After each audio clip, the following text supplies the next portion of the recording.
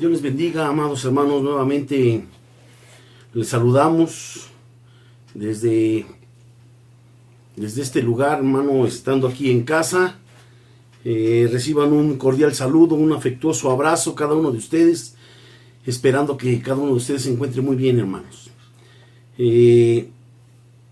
Sabemos que hay pruebas, que hay luchas, que ciertamente el enemigo, hermano, sabemos que no descansa, pero sabemos que tenemos un Dios poderoso, un Dios que siempre está con cada uno de nosotros, que Dios está con aquel que le busca con todo su corazón.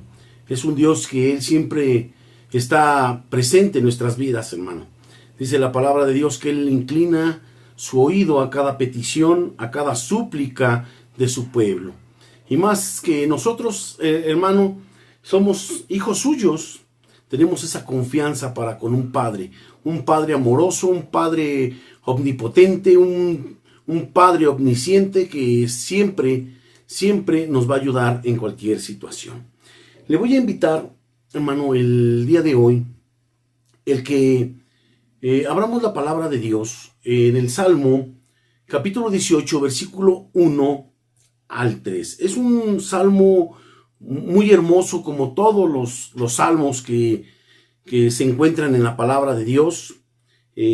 Salmos que realmente nos hablan sobre la grandeza, sobre la magnificencia de Dios, sobre su amor, sobre su misericordia, sobre todo lo que Dios ha hecho con esos hombres de Dios. Y sabemos, ¿verdad?, que la palabra de Dios tiene un gran mensaje para cada uno de nosotros. En el Salmo capítulo 18, versos del 1 al 3. Dice la palabra de Dios de esta forma: Te amo, oh Jehová, fortaleza mía, Jehová, roca mía y castillo mío y mi libertador. Dios mío, fortaleza mía, en él confiaré, mi escudo y la fuerza de mi salvación, mi alto refugio. Invocaré a Jehová, quien es digno de ser alabado, y seré salvo de mis enemigos. Vamos a orar, hermanos, y darle gracias a Dios por este tiempo que Él nos permite estar en su presencia, el estar compartiendo la palabra de Dios. Le vamos a pedir, hermano, que el Señor sea bendiciéndonos, como siempre lo ha hecho a través de esta hermosa palabra. Padre Santo, le damos gracias, bendito Dios, por esta palabra que usted ha tenido a bien, Señor, el poder compartírnosla, Señor, este día. Le damos gracias, bendito Dios, por la vida de cada uno de mis hermanos que se esfuerza, por cada uno de mis hermanos que dedica, Señor, parte de su tiempo, Señor, en buscarle a usted, bendito Dios, con todo su corazón. Le pedimos, bendito Dios, que si hay algún hermano que esté enfermo, algún hermano que esté en problemas, bendito Padre, le pedimos que su linda mano, Señor, sea en la vida de él. Que sea usted, Señor, sanando, que sea usted, Señor, supliendo toda necesidad en la vida de ellos. Le pedimos, Señor, por esta palabra, Señor, que ha de ser compartida en labios, Señor, de su siervo, bendito Padre. Que sea usted hablando, Señor, a través, Señor, de mis labios, y que cada uno de nosotros, bendito Dios, seamos edificados. Le damos gracias en el dulce nombre de su Hijo amado Cristo Jesús. Amén y amén. Quiero, hermano, contextualizar este mensaje. Quiero hacer un contexto, y sabemos que el rey David tuvo muchos problemas, hermano. Sabemos que el rey David también tuvo muchas persecuciones, que fue un hombre que tuvo tal vez también sus debilidades, que también tuvo sus errores, hermano. Y sabemos que el rey David, más de una vez en su vida, corrió riesgos y muchos peligros. Y esto que vamos a leer el día de hoy es parte de este hermoso Salmo 18, y es un cántico del rey David. Un cántico que cuando Dios lo ha librado de uno de sus más acérrimos enemigos, como era el rey Saúl. Porque tan solo en el verso 2, hermano, podemos darnos cuenta cómo David expresa todo lo que Dios es y significa para él.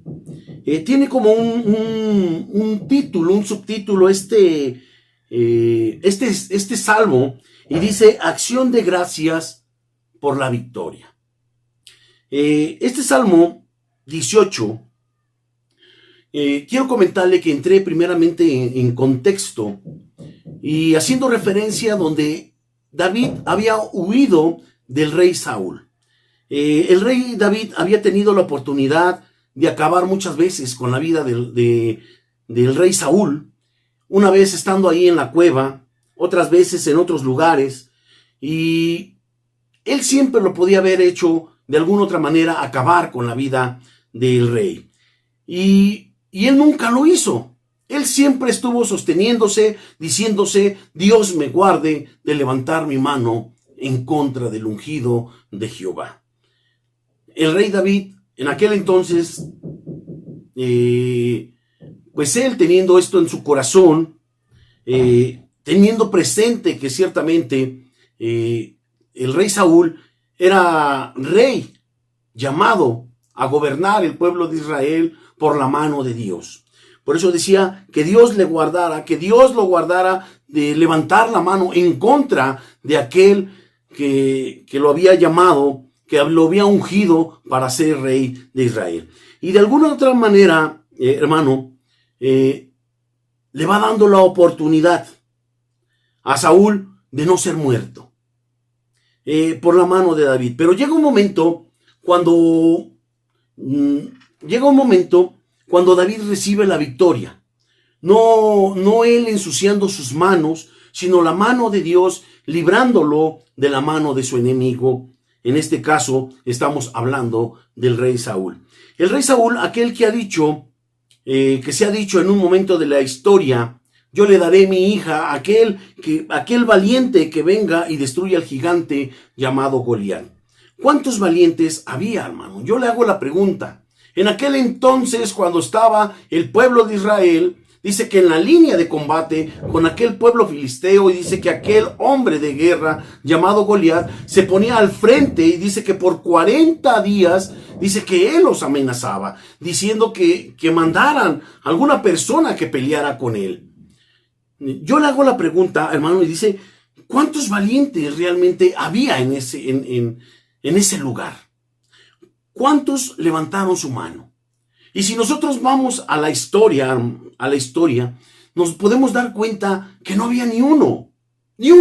Dice que todos estaban amedrentados, todos estaban llenos de miedo. Cada uno de ellos, nadie respondía a aquel gigante que se paraba enfrente y que los desafiaba que pelearan con él. Nadie de ellos. Y ninguno de ellos levantaron su mano, por muy guapa que fuera la hija del rey Saúl, y aunque fuera la princesa. No, hermano, no había nadie quien desafiara a ese hombre de guerra. Dice que durante 40 días Goliat desafió al ejército de Israel. No obstante, hermano, ningún soldado israelita tuvo el suficiente valor como para poder aceptar semejante reto. Nadie tenía el valor. Nadie aceptó aquel reto. Y un día, sabemos la historia, que un día mandan a David. Un día mandan a David a llevar alimentos a sus hermanos. Y David, estando en el campo de batalla, en la línea de batalla, escucha las amenazas y ve a aquel personaje gigantón, un hombre de guerra, un hombre bárbaro, un hombre que se encontraba completamente vestido con su armadura de guerra, un hombre que desafiaba al pueblo de Israel. Y David les dice a sus hermanos: ¿quién es este filisteo incircunciso para que provoque a los escuadrones del Dios viviente? Realmente ese celo de un hombre de Dios, ese celo aunque David, sabemos, hermano, que era muy joven, era un hombre que amaba a Dios, un hombre temeroso de Dios, un hombre que buscaba constantemente el rostro de Dios, un hombre que se deleitaba a través de todos esos hermosos salmos, el tocar con su arpa y deleitarse a través de estos hermosos salmos para cantarle estas notas, estas alabanzas a su Dios.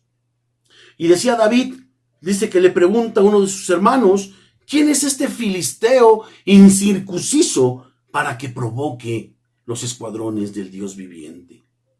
¿Quién es este impío? ¿Quién es este hijo de las tinieblas? Había coraje, había celo de parte de David para con aquel hombre que se levantaba y que desafiaba al ejército de Israel. ¿Qué le dijeron sus hermanos? Aquellos hermanos que en aquel tiempo eran soldados y que estaban al frente de la batalla. Dice la palabra de Dios que ellos se encendieron en ira, porque, hermano, yo quiero decirle algo. Así hay muchos que hasta les molesta que alguien ame a Dios, que alguien le sirva a Dios. Así hay muchos, hermano. Personas que ven que de alguna otra manera Dios los usa, que Dios ha puesto algún ministerio en ellos. Hay personas que se molestan.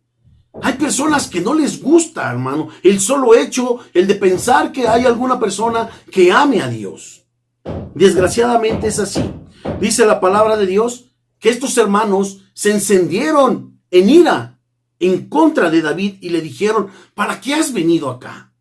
¿Para qué has venido acá? ¿Y a quién has dejado aquellas pocas ovejas en el desierto? Y fíjese cómo era la ira, el coraje de esos hermanos en contra de David. Porque hasta lo tacharon de soberbio, porque hasta lo tacharon que él tenía malicia en su corazón. Y David le dijo al rey Saúl, no desmaye, oh rey, tu corazón, ni desmaye el corazón de ninguno a causa de él, a causa de ese gigante. Tu siervo irá y peleará en contra de ese filisteo. Estas palabras de seguridad, estas palabras de un hombre de Dios, estas palabras de un hombre, en aquel caso de David, de un joven que tenía su fe, su confianza plena en el Dios de las misericordias, en el Dios omnipotente. David no pensó, hermano, en este momento en los regalos. No pensó en la hija del rey, en la princesa que se daría como prometida a aquel que el rey se la daría a aquel hombre que derrotara a aquel gigante. No pensó eso él en su mente. No lo tenía presente él en su mente. David no estuvo pensando en emparentar con el rey Saúl. No, hermano. Él nunca pasó por su mente, yo creo que eso, sino que realmente lo que él había en su mente y en su corazón era el verdadero amor que él profesaba hacia el rey, hacia Dios. Ese amor incondicional, ese amor que él le había dado a Dios. David estuvo pensando, yo creo por su mente, ¿cómo es posible? ¿Cómo es posible que este hombre incircunciso humille al ejército del Dios viviente? No lo podía aceptar. Yo creo que David, hermano, no podía aceptar que aquel hombre se burlara de alguna otra manera del ejército de Israel. ¿Cómo es posible? Dice este hombre.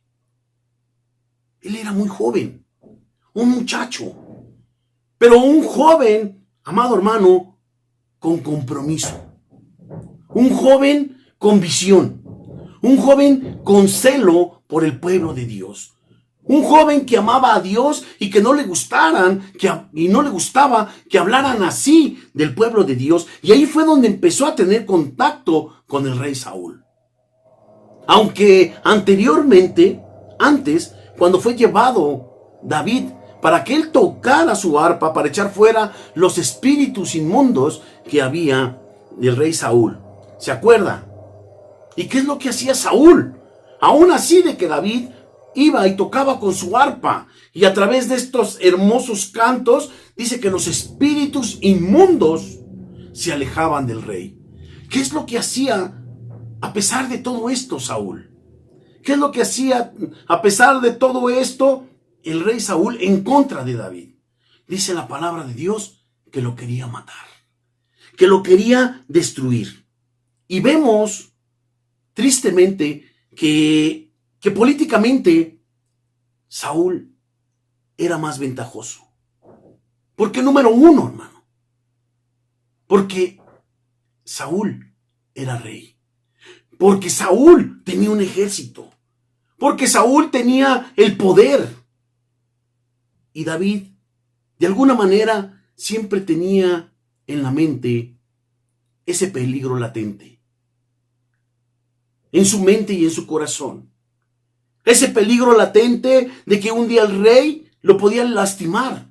Y que incluso lo podía matar. Tenía eso en su corazón. Imagínese cómo ir caminando toda tu adolescencia. Cómo ir caminando toda tu juventud. Vas caminando siempre pensando que alguien te quiere matar, que alguien te quiere hacer daño, que alguien te quiere desaparecer, que alguien te quiere hacer mal, aunque tú no le hayas hecho nada para merecer todo esto. Tan solo imaginarse que había alguien que realmente no lo quería, que alguien que de alguna otra manera lo detestaba por lo que era David. Un joven, dice la palabra de Dios, que de hermoso parecer. Un joven que amaba a Dios. Un joven que no era un músico cualquiera, sino que un joven que verdaderamente no solo tocaba, sino que él también componía hermosas alabanzas para Dios. Todo lo que había en su corazón de David era para agradarle a Dios.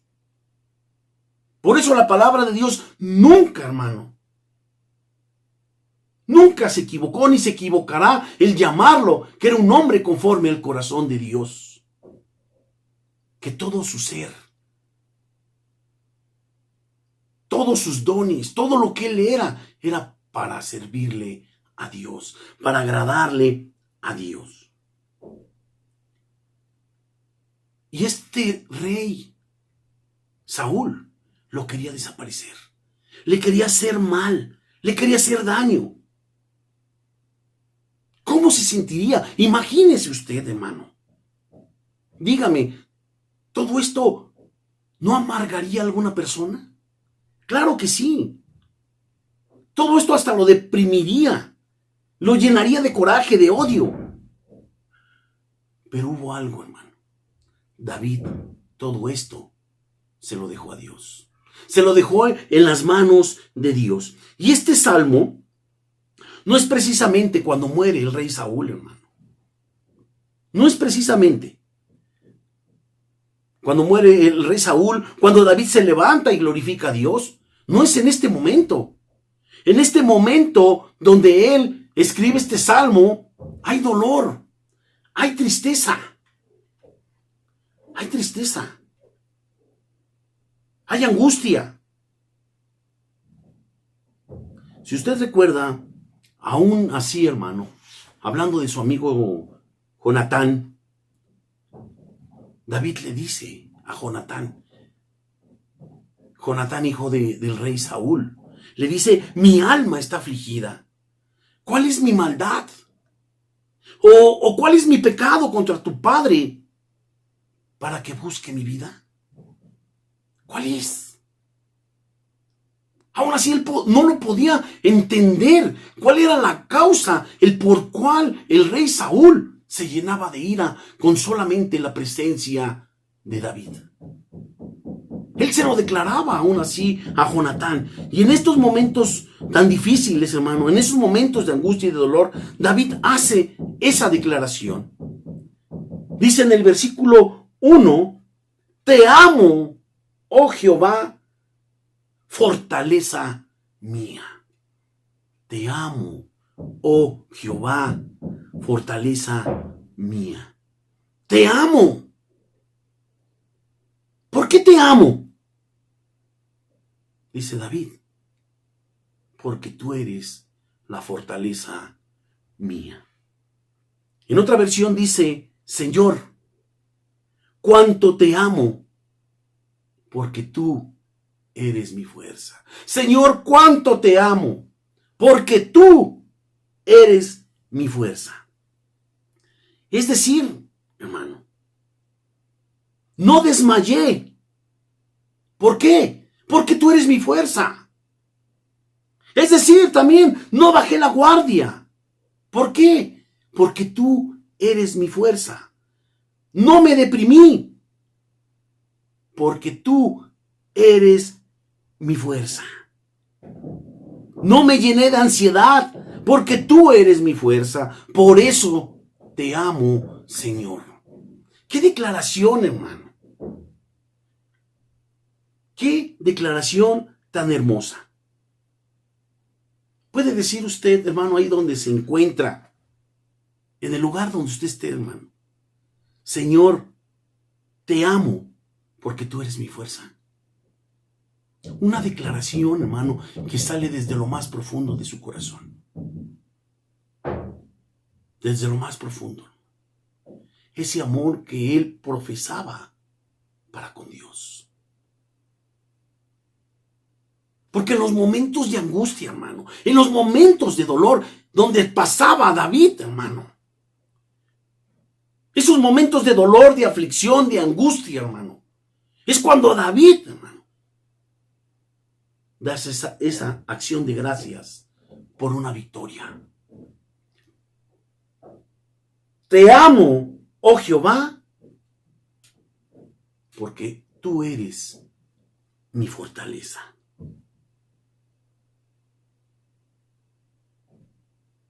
Todo esto es el Señor.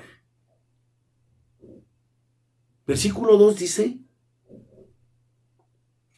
Jehová, roca mía y castillo mío y mi libertador, Dios mío, fortaleza mía, en él confiaré. Mi escudo y la fuerza de mi salvación, mi alto refugio. ¿Qué necesitamos, hermano, en estos días? ¿Qué necesita usted? ¿Qué necesito yo? Todo esto, hermano. En estos días de angustia, de dolor, necesitamos todo esto. El confiar plenamente en Dios. Por eso yo creo que el rey David decía, por eso Dios es mi todo. Dios es mi todo. Y esto, hermano, lo está hablando David en términos bélicos, en términos de guerra. Y justo esto lo está hablando David, lo que Dios es y lo que Dios representa para él. Lo que Dios representa para David. Y lo que Dios es él, lo que Dios es para él. Porque aunque andemos en todo esto, hermano, sabemos que Dios está con nosotros, hermano. Todo esto es Dios. Eso representa a Dios, hermano.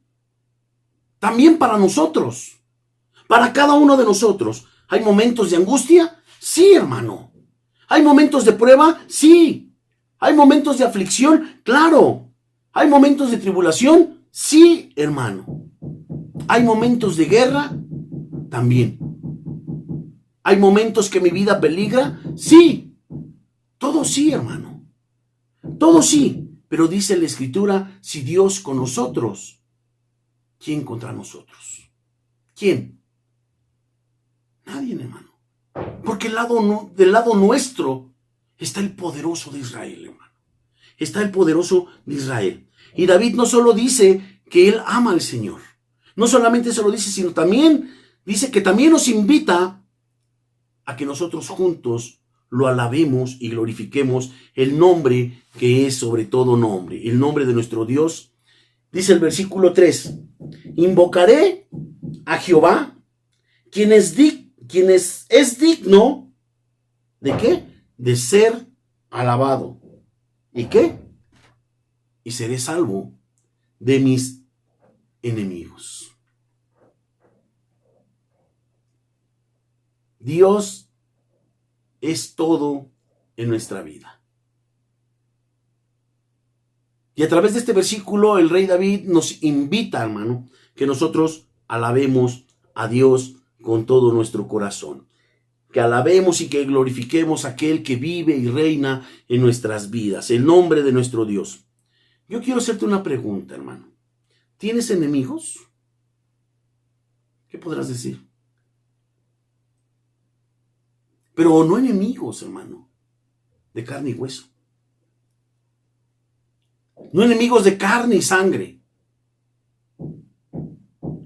sino como dice el apóstol Pablo, tenemos enemigos, tal vez de depresión, tal vez de ansiedad, de escasez, de enfermedad, de dolor, enemigos de tristeza, hermano. Por eso David le dice, yo lo invoco, yo le alabo, y él me va a salvar de mis enemigos. Dice el versículo 3, invocaré a Jehová. David lo invoca. Él lo alaba y Dios lo va a librar de sus enemigos. Él me va a salvar porque Él me lo ha demostrado. Dice el versículo 2, ¿por qué? Porque Jehová es roca mía. Porque Jehová es castillo mío. Porque Jehová es mi libertador. Porque Jehová es fortaleza mía. Y por lo tanto en Él confiaré. Jehová es mi escudo. Y Jehová es la fuerza de mi salvación. Y Jehová es mi alto refugio. Mi alto refugio. Yo te pregunto, ¿quién te puede tocar ahí, hermano? ¿Quién te puede tocar ahí? ¿Quién te puede dañar teniendo un alto refugio como lo es nuestro Dios? ¿Quién? Nadie, hermano. Nadie. Por eso esta confianza que tenía el rey David para con Dios. Esta gran confianza. Y a veces, hermano, tristemente, se nos olvida todo lo que es Dios para nosotros. Se nos olvida todo lo que Dios representa para cada uno de nosotros. Se nos pasa por alto que Él es el Dios omnipotente. Se nos pasa por alto que Él es el Dios omnisciente. Hace tiempo yo le compartía un testimonio, man, de un hombre de Dios, de un pastor. Tenía unos problemas económicos por el pago de algunas cosas en un templo. Y de alguna otra manera, hermano, como hombres de carne y sangre, hermano, pues él se había angustiado. Se sentía presionado por aquel pago. Y un día, estando en la calle, dice que él salió preocupado, pensando cómo podía solventar estos pagos. Dice que él iba en su carro, llega a un semáforo y un camión también se para delante de él. Un camión de transporte público. Y dice que cuando él voltea hacia arriba, él pudo leer que tenía este camión unas letras que decían, en Dios confiaré. Y ciertamente, hermano, él pensó, dijo, ciertamente sí, en Dios confío. Entonces, ¿por qué estoy angustiado? Y muchas veces pasa eso, hermano. Pasa eso. A veces las presiones de la vida, a veces la ansiedad, hay veces los problemas, hermano. Hay veces se nos olvida todo lo que es Dios para cada uno de nosotros, hermano. Vemos el ejemplo del apóstol Pedro, un hombre de mar, un hombre acostumbrado, yo creo, hermano, a las tempestades del mar. Y yo quiero pensar que él, siendo hombre de mar, pues él sabía nadar muy bien. Dice que en una ocasión vieron a nuestro Señor Jesucristo, que él caminaba sobre el mar. Y dice que le dice al Señor: Señor, si eres tú, permíteme ir hacia donde tú estás. Y Jesús le dijo: ven, Pedro. Dice que él empezó primeramente a caminar. Y dice que cuando él vio el mar, él empezó a sentir miedo. Y él se empezó a hundir. Se empezó a ahogar. Y dice que él empezó a gritar: Señor, sálvame. Sálvame, Señor. Dice que nuestro Señor Jesucristo fue, le tomó de la mano y lo sacó y le dijo: hombre de poca fe, ¿por qué dudaste? Fíjese, hermano, el miedo lo había paralizado. El miedo, de alguna otra manera, lo había obligado a olvidarse que él sabía nadar. ¿Y cuántas veces así es el hombre? ¿Cuántas veces el hombre, hermano, llega a un momento de su vida que está lleno de problemas, que está angustiado, que está en la enfermedad, y se enfoca tanto en el problema que muchas veces se le olvida de quién es hijo? Se le olvida quién es su padre. ¿Quién es su padre? Por eso se nos pasa muchas veces por alto que tenemos un Padre omnipotente, un Padre omnisciente, que Él conoce, Él sabe. Un Padre que es poderoso y que su especialidad de ese Padre es hacer lo imposible. Lo que el hombre no puede hacer, Dios lo hace, hermano. Dios lo hace. Dios es un Dios de milagros. Un Dios que esos milagros no podemos entenderlos con lógica. Que esos milagros no los podemos entender con razonamiento. Porque no hay, hermano. Para cuando Dios obra en la vida del ser humano, no hay lógica ni hay razonamiento para esos milagros. No hay lógica para poder explicar cómo fue, cómo lo hizo. Solamente Dios lo hace. Y Él sabe por qué lo hace, hermano. Solamente es eso. Pero le quiero hacer una pregunta. Contéstese para adentro. Dios es su roca, hermano. Dios es su castillo. Dios es su libertador. ¿Verdaderamente Dios es su fortaleza? ¿Verdaderamente Dios es su alto refugio? Y si su respuesta es no, no y no a cada una de estas preguntas, debe de enmendar su camino, hermano. Y si su respuesta es, pues yo creo que a lo mejor sí, debes de aumentar tu fe. Pedirle a Dios que aumente tu fe. Pero Dios te dice: yo soy todo para ti. No temas ni desmayes, porque yo estaré contigo, dice el Señor tu Dios. Cerremos nuestros ojos, hermano, y demos gracias por este tiempo, por esta palabra, hermano, tan hermosa. Es palabra de Dios.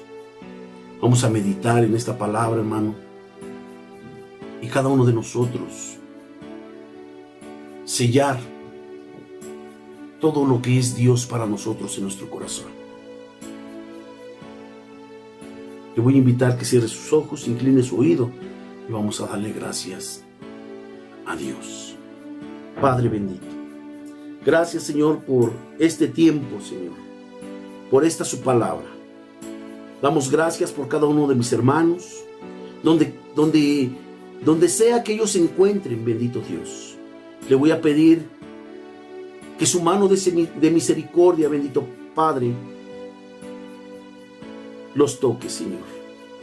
Que si ellos están atravesando por alguna circunstancia difícil en su vida, ya sea de enfermedad, ya sea de escasez, sea de peligro, Señor, le pido, bendito Padre, que su Santo Espíritu, Señor, los fortalezca, bendito Dios, que los guarde, Señor, que ellos tengan en mente y en su corazón que hay un Dios que los puede librar, que hay un Dios que es su roca, que hay un Dios que es su libertador, que es su confianza, que es su fortaleza, que es su escudo y que es la fuerza de su salvación. Damos gracias, Señor, por la vida de cada uno de mis hermanos, que se esfuerza, que busca el rostro de Dios con todo su corazón. Le pido, Señor, que usted nos siga bendiciendo, bendito Padre, que cada uno de nosotros, Señor, busquemos su rostro cada día, que nos esforcemos, que seamos valientes, bendito Dios. Padre Santo, le damos gracias en el dulce nombre de su Hijo amado Cristo Jesús. Amén.